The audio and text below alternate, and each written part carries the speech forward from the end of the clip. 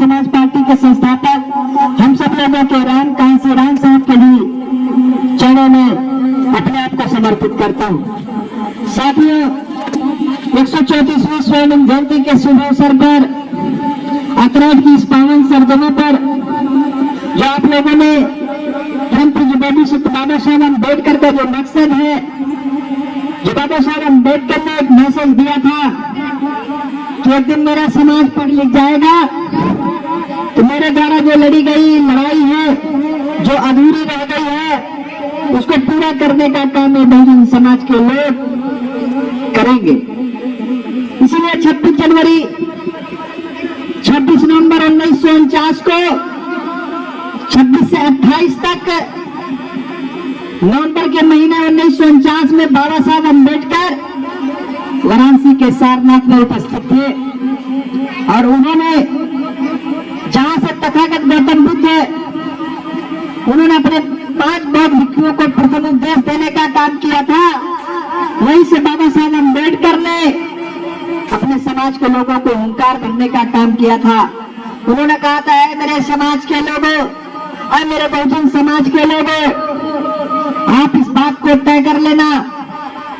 कि बाबा साहब अम्बेडकर का जो लिखा हुआ संविधान है, उस संविधान के बदौलत अगर आपके समाज में आपके बाल बच्चों को, आपके घर की बेटियों को SP, DM, collector, doctor, engineer, master, teacher बनने का अगर अधिकार प्राप्त हुआ है, तो अगर ये संविधान के बदौलत अगर मिला है, मेरे बदौलत अगर मिला है, तो ऐसी स्थिति में आप संविधान को नमन करने का काम करना, संविधान को सजदा करने का काम करना। अगर ये सब हक अधिकार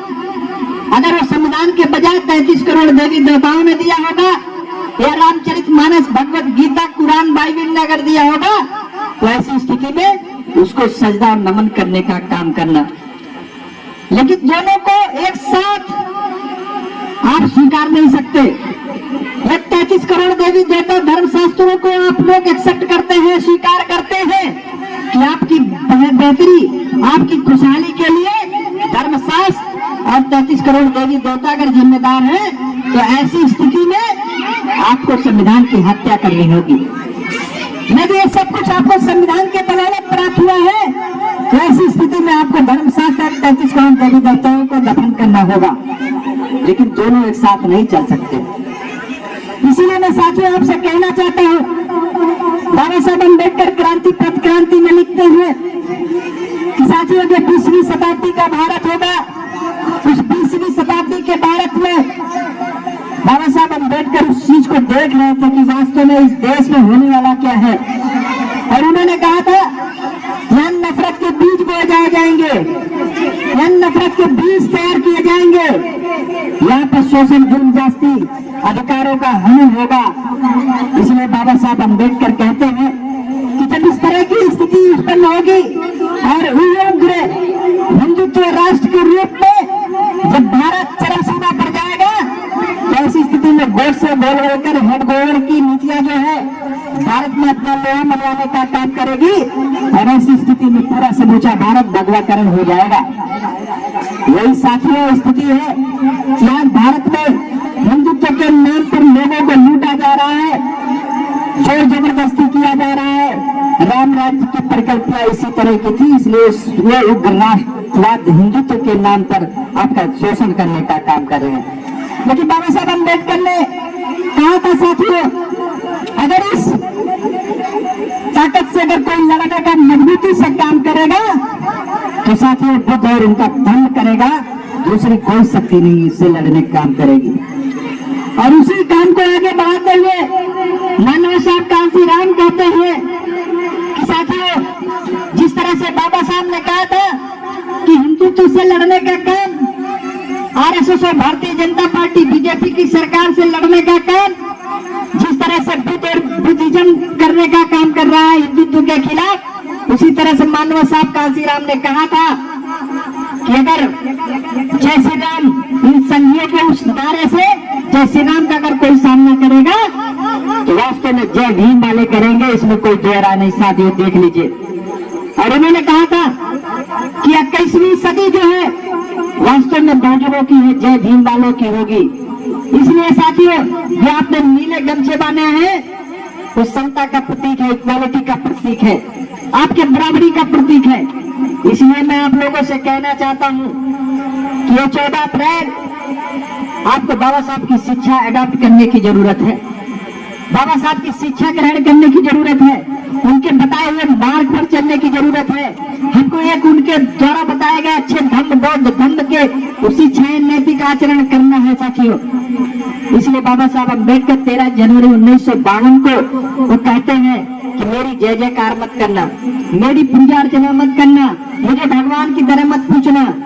लेकिन मैंने जो मार्ग बताया है, अगर उस मार्ग पर अगर आपने चलने का काम किया तो उन्होंने लॉर्ड लेनोथिंग से कहा था कि मुझे इस मुल्क में अब कलर की जरूरत नहीं है, बल्कि कलेक्टरों की जरूरत है। इसलिए आप चाहते हैं कि आपके देश का नेतृत्व कोई अच्छा करे, आपका समाज का कोई नेतृत्व अच्छा करे,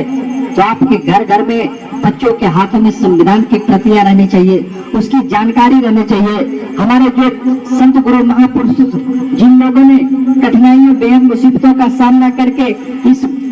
पाक को सींचने का काम किया, माली बन करके, उनके अथक प्रयास को हमको बेकार जाने नहीं देना है साथियों। क्योंकि मुझे बहुत सारे कार्यक्रम में जाना है, अभी मुझे भैरवपुर दरगाह बगल कार्यक्रम में कम से कम 15 कार्यक्रम में जाना है, इसलिए बहुत ज्यादा बातें ना करते हुए बस मैं यही कहना चाहूंगा, आदरणीय मास्टर साहब,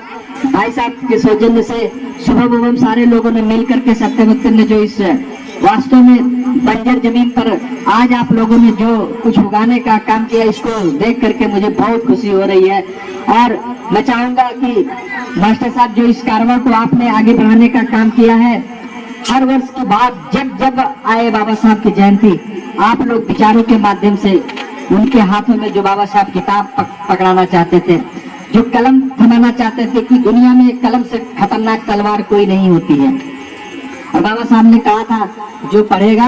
वही बढ़ेगा, और जो पढ़ करके अगर 80 लड़ाई लड़ेगा तो लड़ सकेगा, क्योंकि वो सारी चीजों को जानने का काम करेगा। इसलिए मैं आप लोगों को कारवां को, आप लोगों की किए गए कार्य को सलाम करते हुए बस यही कहना चाहूंगा, धरा धसेगी, प्रलय मचेगी, रणभूमि लगेगी थर्राने, और सर पे कफन बात निकलेंगे जब बाबा साहब के दीवाने, बाबा साहब के दीवाने। साथियों, मानव साहब कांसीराम ने कहा था कि आपके बहन बेटियों का शोषण, आपके हकमरानी, जो आपके प्रदत्त अधिकार है उसको छीना तब तक जाएगा जब तक आप इस देश में अपनी सत्ता हासिल नहीं कर लेते। इसलिए बाबा साहब अम्बेडकर ने कहा था कि मैंने राजमाता का ऑपरेशन कर दिया है, अब कोई राजा अपने माँ के पेट से नहीं पैदा होगा, बल्कि बैलेट पेपर से पैदा होगा, वोट की ताकत से पैदा होगा, जिसको कांसीराम साहब ने प्रेरित कर करके समूचे भारत में चल करके लोगों को चैतन्य किया, और बाबा साहब की विरासत को संभाल करके कांसीराम साहब ने लोगों को जागरूक किया, और दफन बुद्ध और बाबा साहब अम्बेडकर की विचारधारा को उन्होंने सामने ला करके ऐसा समाज बना दिया, और जिसके बदौलत हम बहुजन समाज की सरकार उत्तर प्रदेश में 4 बार देखने का काम करते हैं। लेकिन साथियों, बाबा साहब अम्बेडकर के सच्चे अनुयायी कांसीराम का एक सपना था, उन्होंने कहा था कि हमारे संतों गुरुओं महापुरुषों ने जो सपना देखा वो बड़ा सपना था, लेकिन वो अपने जीते जी पूरा नहीं कर पाए। बाबा साहब का सपना था कि जो मनुवाद का पुस्तक था इसको तोड़ करके मैं खत्म कर दूंगा, एक समय अपने समाज को जागरूक करके मैं बता दूंगा कि देखो मैंने तुम्हारा खात्मा कर दिया। लेकिन बाबा साहब अपने मकसद में कामयाब नहीं हो पाए। तो बाबा साहब से लोगों ने पूछा कि अगर आप अपने मकसद में कामयाब नहीं होते, तो उन्होंने कहा मैं अपने मकसद में जरूर कामयाब होऊंगा, लेकिन तो अगर मेरे शरीर में, मेरी आत्मा ने अगर मुझे धोखा नहीं देने का काम किया, यदि मैं समय रहते काल के गाल में नहीं समाया, तो एक दिन आएगा जब मैं बहुजन समाज को ऐसी खुराक दूंगा कि बहुजन समाज का कोई हुक्मरान बनेगा। लेकिन साथियों, वक्त के पहले बाबा साहब अम्बेडकर 6 दिसंबर 1956 को हम लोगों के बीच से गुजर गए। तो बाबा साहब अम्बेडकर की उसी पगडंडी को आगे बढ़ाते हुए मानव साहब कांसीराम ने उस कारवां को सींचने का काम किया। उसको जब बढ़ाने के लिए मानव साहब ने बेहद मुसीबतों का सामना किया, 36,000 किलोमीटर की साइकिल यात्राएं करके जब बहुजन समाज को जगाने का काम किया, तो ही मानवर कांसीराम साहब ने लोगों से एक आह्वान किया था। क्या मेरे साथियों, अगर इस दुनिया में जो डॉक्टर अंबेडकर का दिया गया संविधान है, अगर इस संविधान के आधार पर अगर आपने चलने का काम किया तो दिन दूर नहीं, जब सत्ता रूपी मंदिर पर आप कब्जा कर लेंगे,